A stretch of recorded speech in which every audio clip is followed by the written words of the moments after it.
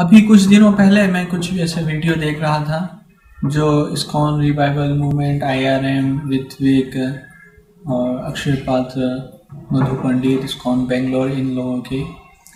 और ये वह वर्ग है इस्कॉन का जो कहते हैं कि प्रभुपाद ही एकमात्र गुरु हैं इस्कॉन के, दीक्षा गुरु, और दूसरे किसी को भी गुरु बनने का अधिकार नहीं है, प्रभुपाद ने नहीं दिया है। और वो फिर दूसरे गुरुओं की बुराई करते हैं।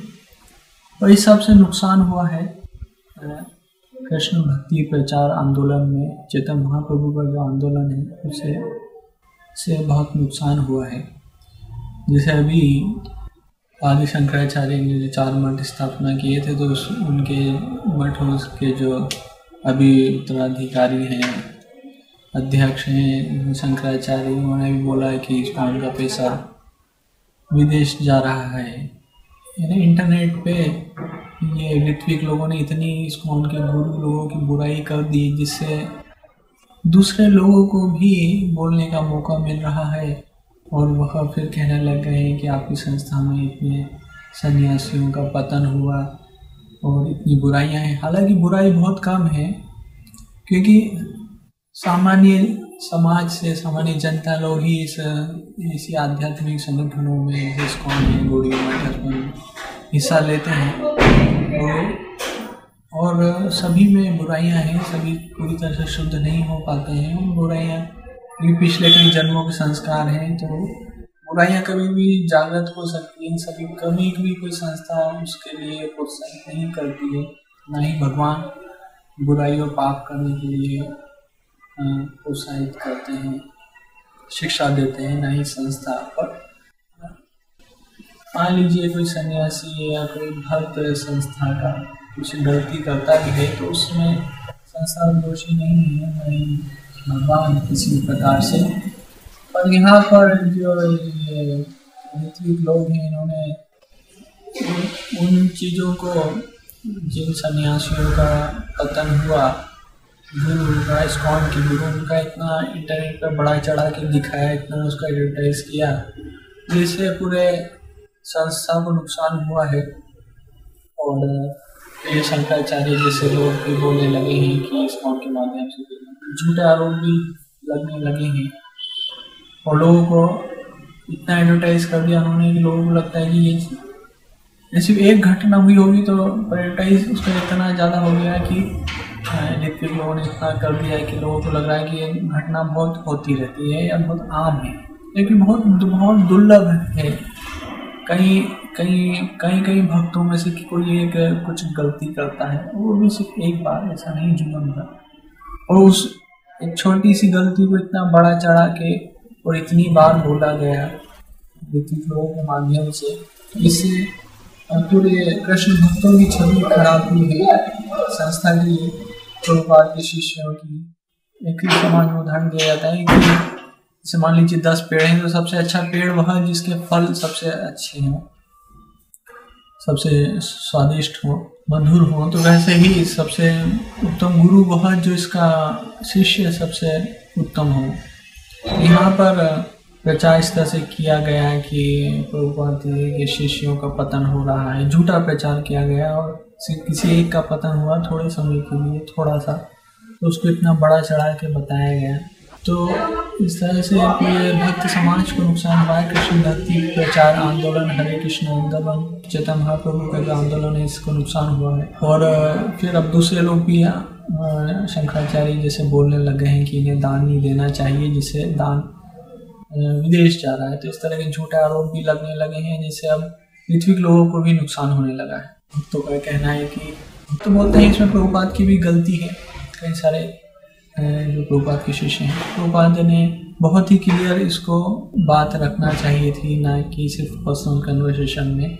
जबकि मंच पे या शासन पे ना सिर्फ एक मंदिर में, कहीं से कहीं लगभग सभी मंदिरों में और कई स्थानों पर लगभग 100-500 बार इस बात को बोलनी चाहिए थी, इससे सब कुछ क्लियर होता। भक्तों का कहना है कि प्रभुपाद को इस तरह से कुछ योजना रखनी चाहिए थी कि अगले मेरे जाने के बाद, भगवत धाम जाने के बाद करीब आज से 10 या 20 साल तक कोई भी दीक्षा गुरु नहीं रहेगा। मैं ही संस्था का एकमात्र गुरु रहूँगा, क्योंकि उस समय जब प्रभुपाद जो सब शिष्य थे उनको ज़्यादा अनुभव नहीं था, ज़्यादा से ज़्यादा 10 या 11 साल का ही अनुभव था, क्योंकि संस्था की आयु ही 10-11 साल थी जब प्रभुपाद गए।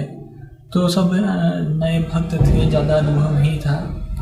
तो इस तरह से भक्तों का कहना है कि उन्हें 20 साल तक ऐसा कहना चाहिए था कि अगले 20 साल तक सिर्फ मैं ही एकमात्र दीक्षा गुरु रहूँगा, और उसके बाद कई सारे दीक्षा गुरु होंगे जो संस्था के होंगे, जो एक GBC जिनको अप्रूव करेगी, और ऐसे करीब 500 दीक्षा गुरुओं को अप्रूव किया जाएगा।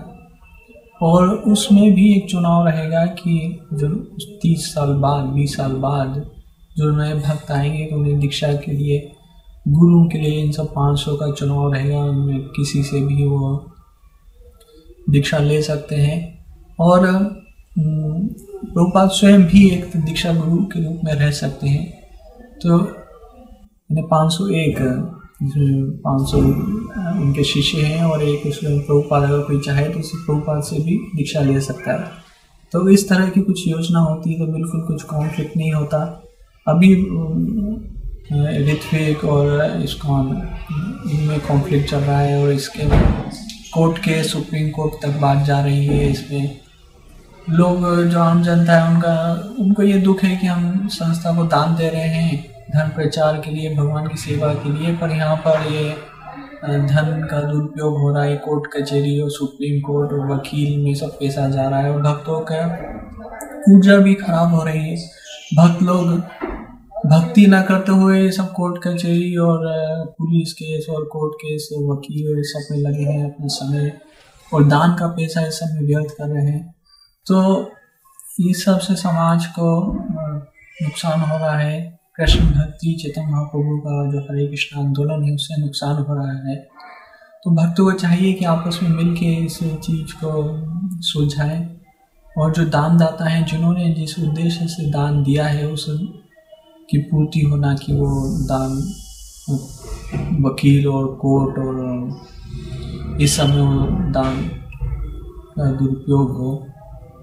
भक्तों का भी जो ऋत्विक इस्कॉन बेंगलोर को लेके जो डिस्प्यूट है इसको सॉल्व करना चाहिए।